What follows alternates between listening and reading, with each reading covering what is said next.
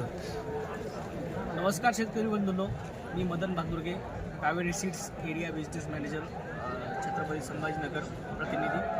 आज आपण कळस तालुका अकोले जिल्हा अहमदनगर येथे कृषी प्रदर्शन येथे कावेरी सीड कंपनीचे लाईव्ह डेमो प्लॉट इथे लागलेले आहेत. त्यापैकीच आपण एक डेमो प्लॉट बघणार आहोत. स्वीटकॉर्न मधुमक्का कावेरी सीड्स कंपनीचं मीठा हे मधुमक्क्याचं वाण इथे लागलेलं आहे. तर या वाणाचं वैशिष्ट्य असे की प्रत्येक ताटाला 2 कंच आहेत आणि दोन्ही जे कंच आहेत हे तर साधारणतः 400 ते 500 ग्रॅमचे दोन्ही कंच याला लागलेले आहेत. या वाणाची गोडी अतिशय चांगली आहे. साधारणतः 12 ते 14% साखर या कंचामध्ये आहे.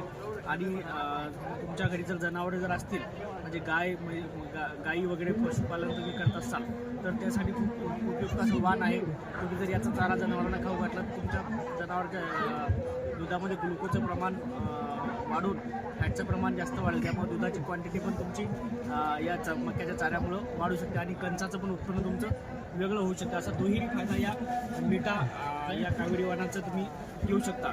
साधारणतः 2 कंच या वाणाला लागलेले आहेत आणि जर बघितलं तुम्ही जर अंतर बघितलं तर 2x1 वरती ही लागवड आपण करत असतो मधुमेक्याची. साधारणतः तुम्हाला एकरी बियाणं जे आहे ते साधारणतः 2.5 किलो एकरी बियाणं तुम्हाला या मधुमेक्याचं लागतं. आणि जर हाईट जर बघितली तर साधारणतः 6.5 ते 7 फुटापर्यंत हाईट पण या मधुमेक्याची इथं झालेली आहे.